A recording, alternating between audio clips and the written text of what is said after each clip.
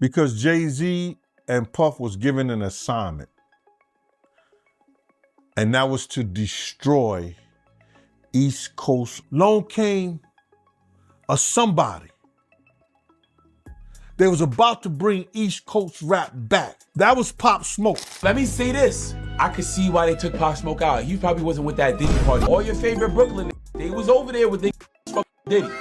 Takeoff, the list. Pop Smoke, the list. King Von, the list. Everyone that passed is the list. You can pick 20 of the last motherfuckers died in the last 20 years, and that's the best of hip-hop. July 20th was Pop Smoke's birthday. He would have been 27 years old, but sadly, he didn't even live to see 21. A group of 5 armed intruders gunned down Pop at the age of 20. The fatal shots were fired by a 15-year-old who admitted he shot Pop after an altercation over jewelry. That's the official story, but according to Jaguar Wright and some other industry insiders, this wasn't just a simple robbery gone wrong. Jaguar alleges that powerful industry forces wanted to get rid of Pop Smoke because he was threatening the position of the 2 main gatekeepers of East Coast rap, Jay-Z and Diddy. And it's not just Jaguar Wright who believes this. Diddy's own bodyguard, Gene Deal, said that Pop Smoke was eliminated because he was getting too big. And according to Gene, Jay-Z and Diddy were given an assignment to destroy all new East Coast rappers who threatened to get too big. Because Jay-Z and Puff was given an assignment. And that was to destroy East Coast rap. And what I mean by that, and I know people gonna be like, yo, Gene is out of his mind and everything like that. Check this out, brother. Is that New York rappers was getting 800 to 1.2 million, or some larger than that, and to sign with labels back then. And they was getting a lot of money to make albums and records. When they had guys down south that these labels was paying $250,000, $300,000 on record deals, and these guys was bringing back platinum albums and everything like that. So what they had to do was they had to keep New York rappers down.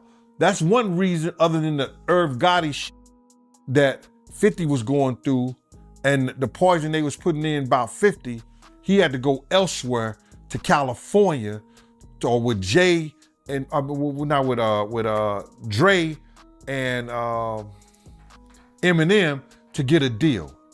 They did not want East Coast rappers to get big.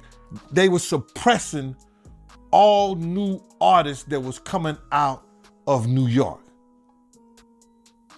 Jay and Diddy was doing. But then Pop Smoke entered the scene and changed the whole game. First off, Pop created a whole new sound. He didn't just make good music, he made a movement. He took UK drill, which already had its own vibe,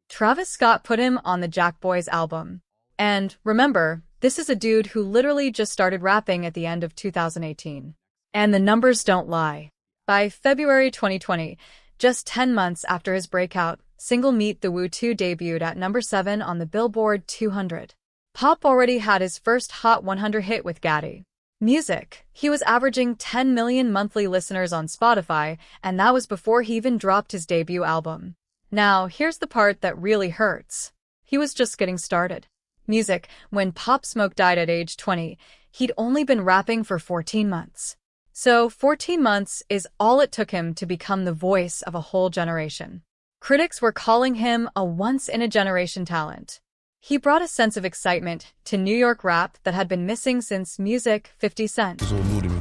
Got you. You know what I'm saying? What about 50? 50 tap in yet? Yeah, I like 50. I ain't gonna lie, 50. Grew up on 50. Of course. Niggas be saying we cousins and shit. Yo, you do guys like low-key look related, bro. What? Yeah. Pop was selling out tours. He was working with the biggest names in the game. He really had it all to become the next king of New York. The voice, the attitude, the charisma, everything about him was on point. Right. So they just be like, oh. Yo, did you always have this voice? Or Nah. is this, no. What happened? I always had a voice, And then what happened to but it? I ain't have this voice. When did this come? Were you like 7 years old? Were you 17? Like, when did this happen? No, More tell like, me. Like, when I had, like, Okay, so you know, what, 14? And did the family start going, yo, your voice? more like 15. 15. Yeah, because I never really used to talk like that. What do you mean? You were Like, quiet? I was real quiet. I wasn't a real talkative nigga. So nobody would really hear it like that. So Right. they just be like, oh, you know what I'm saying? Somebody had to at some point say, yo, your voice is kind of crazy. Yeah. Who was that? It was around 17, 18. Who was that? It was my auntie. Your aunt. Yeah. It was 18 when I graduated. Pop Smoke's potential was scary. He was already blending street anthems with R&B vibes. Music, tracks like For the Night, and What You Know About Love showed he could do way more than just drill. Music, he was at Paris Fashion Week. He was building relationships with high-end designers. He was positioning himself to be the next big mogul. He wanted to be a king not just of New York, but of everywhere. But Pop wasn't interested in beefing with anyone, and he had the wisdom of someone much older, someone who was meant to be a leader, not a follower. It's easy to pick up a gun or a knife or a weapon, you know what I'm saying? I'm showing them how to get money, how to move right, talk proper, you know what I'm saying? Get they gangster on, you heard? Get they double G on. Once something get hit, you know what I mean? Yeah. You gotta keep going with it. If you see it's working, why switch it up, you know what I'm saying? Here's the proof of what Pop could have been. After he passed, his team dropped Shoot for the Stars, Aim for the Moon. That album debuted at #1 on the Billboard 200 with 268 million streams in its first week. It made him the first hip-hop act to posthumously debut at #1 with their first studio album. All 19 tracks charted on the Hot 100. Then a year later, Faith also hit #1, making Pop the first artist in history to have his first 2 albums posthumously debut at the top spot. So, imagine what he could have done if he was alive to promote it, to do the interviews, the tours, the brand deals. He wasn't just going to be a drill rapper. He was going to be a superstar. And here's the key. Pop Smoke blew up organically through the internet, the streets, and pure buzz. He didn't need Jay-Z or Diddy to co-sign him. The people chose him. And that's dangerous to the established order. Pop had big plans for himself. He wanted to be the next mogul, to start his own label and help up-and-coming artists. 5 years from now, sitting on the throne, I'm gonna be situated. I ain't gonna stop until I got 823 million though. That's when I'm gonna stop. I need 823. I gotta get to a billion. Well, I ain't trying to just be cool. And one way Pop planned to change the game was moving away from beef culture. He even talked about how lame and low-key zesty these beefs are. And I put on all this designer shit, all this jewelry to look nice, you know what I'm saying? For the you know what I'm saying?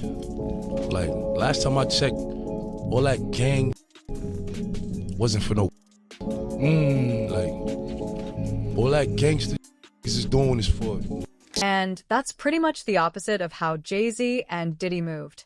Just look how Jay-Z hopped on the Drake versus Kendrick beef, music, and profited massively by endorsing Kendrick. Now, going back to what Gene Deal said, according to him, Jay and Diddy were assigned as the gatekeepers of East Coast rap, but Pop Smoke came along and threatened the whole system. So they was placed to destroy the East Coast rap. And then along came a somebody. They was about to bring East Coast rap back. And there's nothing they could do about it. And this kid was finna put East Coast on the map, just like Big, to be back on the East Coast. And Gene is right about that conversation with DJ K-Slay. Pop Smoke gave an interview to K-Slay in January 2020, and Slay really did tell Pop's crew to protect him with their life. Money shouldn't change you. Money don't change you, but guess what? Once you become a boss, that's what soldiers is for. What the you got soldiers for if you got to put in the work? Yeah. Makes no sense. Good point. What the you got soldiers for? They supposed to protect you. The case supposed to protect you on the chessboard. Damn Because right. if your head drop, if you get locked down or whatever, what happens to them? Facts. You understand what I'm saying? They done. All right, so all the soldiers, you earn your stripes, man. You put in your work, man. You understand what I'm saying? Don't let the head go down. I've seen it happen too many times, man. All y'all around Pop Smoke, protect him with your life. Don't let him do nothing. Don't let him piss. Yo, I gotta take, come on, let's find a gas station, piss over there. You're a target. You already know police mad. Sorry to say, the white man mad. They hate to see young entrepreneurs and brothers becoming millionaires. You ain't had to go through college to do all this. You talk to me on the mic and blew past their kids. You understand, with all these degrees and all that. Don't like that. Think they like that? They don't like that. So that's why we got to look out for one each other, and we got to protect these new young millionaires out here. And just weeks after this warning, on February 19, 2020, Pop was down while staying in a rented Airbnb house then a in the year Hollywood later, Hills. Faith also hit At about 4:30 making in Pop the morning, the first artist five in guys in history hoods, to have his one first of two them with a albums ski mask posthumously and a debut pistol, at the top came spot. in So through the imagine what he upstairs could have balcony. done if he was They alive put to promote to a it, to do the woman's interviews, head the and tours, said the they'd brand her. deals. He Shortly wasn't just after going to be a that, drill the rapper. woman heard He was them going get to be into a some kind of superstar. fight And with here's the Pop key. Smoke, Pop and Smoke then blew up 3 rang out. organically through the The internet, the LAPD streets. later said the phone call about the break-in came in from the East Coast. Police arrived on the scene just 6 minutes later, and when they got there, they found Pop with multiple wounds. They rushed him over to Cedars-Sinai, and the doctors had to open up the left side of his chest to try and save him. But a few hours later, they had to call it. He was only 20 years old. A couple of days after that, on February 21st, the coroner's office confirmed the cause of death was a single to the chest. Pop Smoke was a rapper who seemed to be on the rise. The 20-year-old seen in this recent music video was just about to head out on tour. But this morning, fellow musicians like Chance the Rapper are sending out condolences. They say Pop Smoke was shot during an early morning break-in at a home in the Hollywood Hills. All police are saying right now is that they got a 911 call just before 5 a.m. The radio call was called in by someone from back east and stated a friend of theirs' home was being broken into by multiple suspects and that one of them was armed with a handgun. When police arrived at the home on Hercules Drive, they detained several people who turned out to be witnesses. Those men say there were between 2 and 6 suspects. At least one was wearing a mask. Investigators don't know if the home or the people inside were being Was this really just a random robbery? Or was it a message? A young king from the East Coast out in LA struck down and his own rental sends a signal to every other rising star out there. This could be you if you don't play the game right. And now, Jaguar Wright is connecting the dots between Pop and every other rap star who is seen as a threat to the system.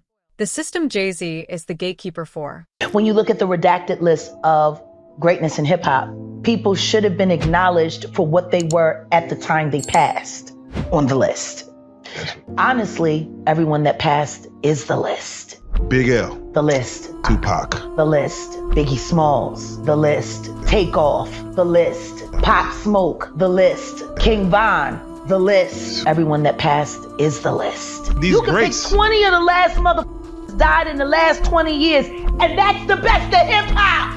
So, once Pop Smoke was eliminated, the narrative was placed under control again. Everybody was again focused on, quote, street, music, violence, and, quote, gang ties, and nobody was looking at the industry politics behind it. It's the perfect cover. Now, I'm not saying Jay-Z or Diddy ordered Pop Smoke's music death, but at the same time, you got to look at their track record. They were both doing their competition dirty. Maze told everybody when he was on $1 million worth of game that he noticed how Puffy Just Music tried to keep him down and not let him go and prosper. Beanie Siegel said Jay-Z flipped on him and let him and all the other state property artists fade. DMX told us Jay sabotaged the release of his 6th album because he was scared of competition. 50 Cent told us Jay tried to block him from performing at the Super Bowl, and that's just a few examples. Like Jaguar said, it's a long list of artists who got eliminated after threatening the throne. Again, I'm not saying Jay-Z is behind Pop Smoke's death, but when you lay it all out like that, the control, the threat, the warning, the method, music, and the aftermath, it definitely makes you think. But I want to hear your thoughts on this. Do you buy this theory that Jay and Diddy were assigned to destroy East Coast rap? Was Pop Smoke's death the result of simple robbery gone wrong, or something deeper than that? Drop your comments below, and I'll catch you in the next one.